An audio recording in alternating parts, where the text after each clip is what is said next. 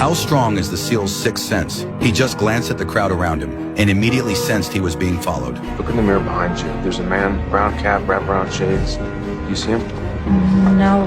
Before the reporter could react, Reece grabbed her and rushed out of the restaurant. But as soon as they got back to the car and sat down, a black sedan quietly pulled up behind them. That's when Reece did something shocking. He shot and killed the man who was tailing them, searched the guy's wallet but found it completely empty. No ID, no credit cards, nothing. Then he noticed a file lying on the passenger seat. Reece quickly handed it over to the reporter. It was not until this moment that the female reporter finally realized that the real victim was actually Reece. He had served in the Navy, but his wife and daughter were brutally murdered in a conspiracy. In order to find the mastermind behind the scenes to avenge his family, after digging through the evidence, he suspected a man named Saul might be involved. So he met up with his buddy Ben and headed to the golf club where Saul was playing. When Saul returned to his room to brush his teeth, Ben quietly turned on the speaker in the bedroom. Hearing the music, Thor, who had no idea what was going on, walked into the room to check.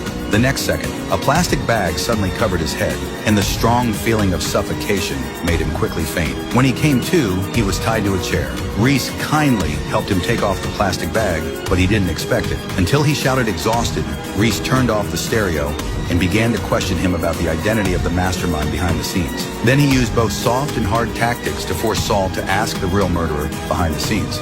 Steve.